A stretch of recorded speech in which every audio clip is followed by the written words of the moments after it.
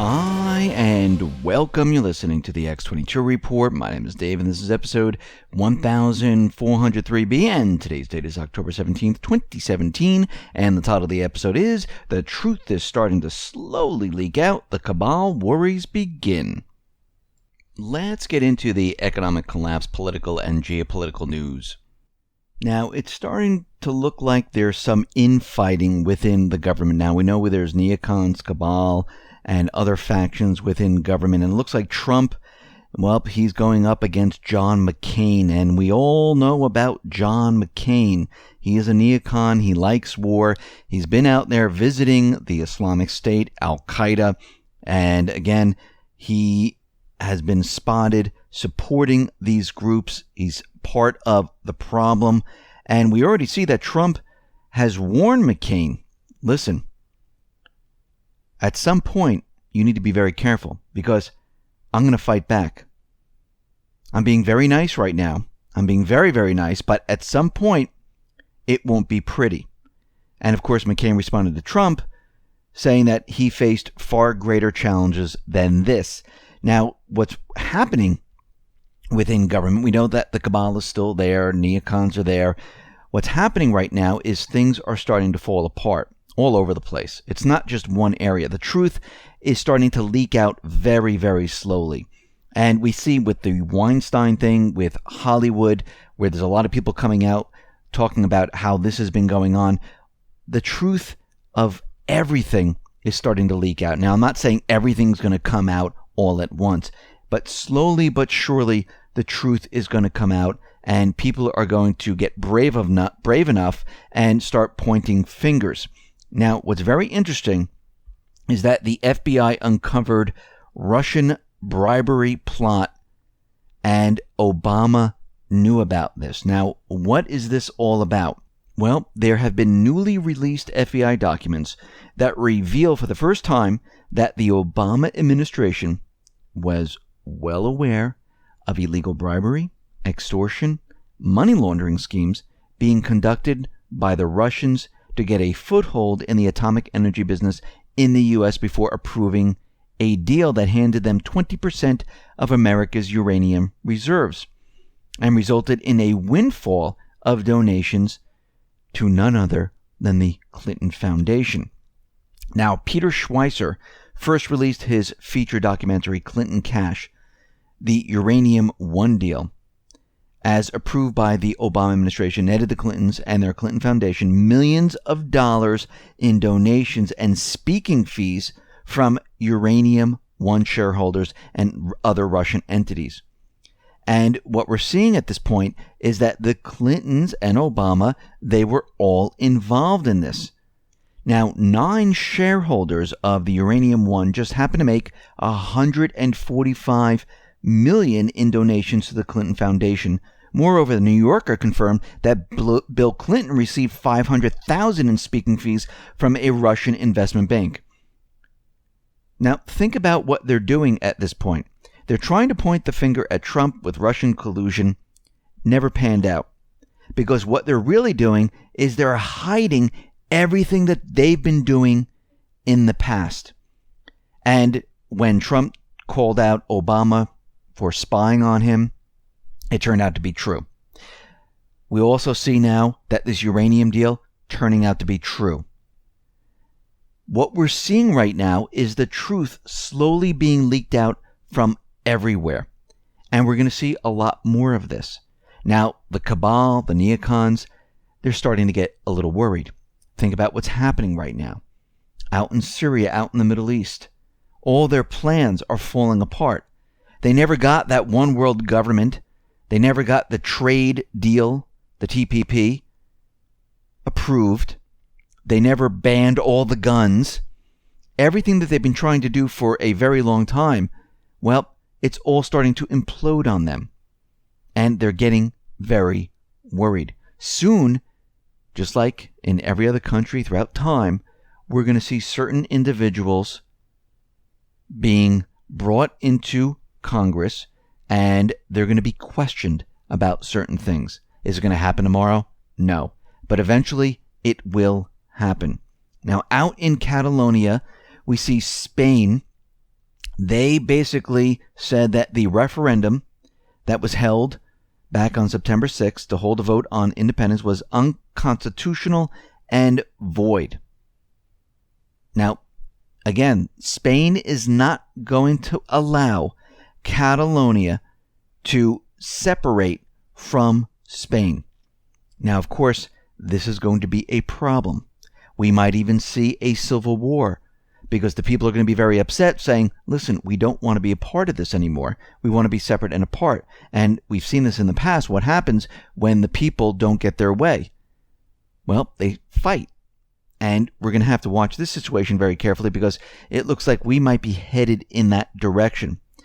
Now, North Korea is out there saying, listen, the United States is trying to provoke a nuclear war. We also have a North Korean defector, and during these situations, they always bring out the individuals, defectors or a Syrian, if you're talking about Syria or someone from Ukraine, to tell you what's really going on with the entire situation. And this defector from North Korea saying that North Korea is so close to a collapse because of all the sanctions and everything. But once again, every single country that has been, sanctioned, they really never collapsed. I mean, they thought Russia was going to collapse with sanctions. Never did. Cuba, Iran, Syria, you name it, didn't happen. North Korea figured out, and all these countries always figure out a way around the sanctions. They're dealing outside of the dollar. They're dealing opium, and they're selling it over their borders. They're using cryptocurrency. They're doing everything to get around these sanctions. And every country does this. But they want to make it look good. They want to make it look like it's about to collapse, that North Korea is about to collapse. And at this point, they're trying to build the idea that they're going to be getting very, very desperate and they're going to be firing some type of missile at maybe a ship, at Guam, at Japan. There's going to be no missile coming at the United States. They don't have one that can reach. But they're trying to build this idea. And what is happening right now is that the U.S., Russia, China, they're all in talks about calming the situation down. Now, the U.S. is not directly talking to North Korea. They're going through Russia, going through China. They're like the go-betweens for all of this. And the United States right now is not ruling out the eventual possibility of direct talks with North Korea. This is coming from the Deputy Secretary of State, John J. Sullivan. Now, what's very interesting about this is that North Korea has endorsed the Russian-China double freeze peace plan. And they're saying, listen, all we want from Washington is for them to stop the military drills. And we will freeze everything on our end. And they're saying that the United States these days is conducting a policy of sanctions against both countries, Russia and North Korea, trying at the same time to make Russia join the campaign of sanctions against North Korea with the aim of breeding discord between the countries. And the North Korean Foreign Minister, Ri, explained that the only thing holding back North Korea back from engaging in dialogue with the U.S. and from engaging in Russia's economic proposals is the fact that North Korea refuses to negotiate with any party until the U.S. ceases its military threats against North Korea. And the United States right now, they're not looking at this saying, okay, listen, we will just stop the drills. I mean, they can have the hardware there, just stop the drills. They won't even do that. Why? Because they're trying to push war. But in the background, North Korea is open to talks, and the United States is out there saying that they're not ruling out the eventual possibility of direct talks with North Korea, which tells me that they're getting very close into calming the situation down. Now, it doesn't mean the cabal is not going to try something, because we can see already their backs are against the wall. There's infighting within government, and right now they're losing the Middle East. They're losing their edge. We see already that the Iraqi Kurd army agrees to return the 2003 borders that they captured. They're saying, okay, listen, you got Kirkuk. We're going to give back the borders that we took, and we're going to set everything back to the way it was. And again, this is a huge blow to the cabal who wants to separate Iraq and Syria. We see right now that the U.S.-backed coalition, well, they're saying that they're basically declaring victory over the Islamic State in Iraq. Basically what happened is they allowed the Islamic State out of Iraq because they saw what was happening, where Russia and Syria were clearing everything out, and they needed to get the Islamic State out. And now we see that the Syrian Democratic Forces have taken control of this area. We also have Russia and Syria taking control of the same area. And again, once again, we can see that time is ticking down. We see the elite Syrian forces, they liberate all of the western Euphrates bank towns and villages from Deir ez-Zor to El Maladin, and they're clearing the whole place out. The Russian defense minister is saying that their operation in Syria is nearing completion. What they're saying right now is that the paid mercenaries that held all of this land is dwindling down to almost nothing. And like I said before, it's a matter of, I think, weeks now that Russia, Syria say, listen, the United States has no business being in Syria. The coalition forces have no business being in Syria. And they're going to ask them to leave. Once this happens, game over. Because the pipeline that they wanted going through Syria up into Europe, and also going into Iran and having regime change in all these countries, and basically maintaining all these countries with regime change so they can control natural gas, all the oil, keep the petrodollar system going, it is now falling apart. And they're starting to worry. And as we can see, once that announcement comes, they might pull off the next event. They've been building the propaganda. They've been telling us about cyber attacks, about bringing the stock market down. They've been telling us about them sending phishing emails to bring down the power grid.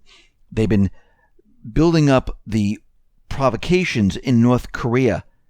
And it looks like they're not stopping, because we can see right now they have no options left except for some type of an event. Now, what is this event going to be? We don't exactly know. But we know they're becoming very, very desperate. And we can see already that the global economic system is imploding at a very, very rapid pace. And the real economies, not just here in the United States and the bubbles around the world, they're all starting to pop. And we're seeing many, many different signs of this. I mean, as we've been reporting on this, and we go back a couple of years, when retail just started to do poorly, people were saying, no, it's online. Retail's really not doing that poorly. Housing's not doing that bad. It's doing pretty darn good. And everyone was out there saying that, yeah, it doesn't look that bad. Fast forward to today, we're having a retail apocalypse. I mean, the online sales are only 10% of retail sales. The housing market is falling apart outside of the 20 cities. And once they fall apart outside of the 20 cities, it's going to affect those 20 cities where they pumped up the bubbles. The bubbles in Vancouver, in Australia, in the UK, they're starting to pop. We're starting to see prices come down. It's all starting. And it's going to continue as we move forward.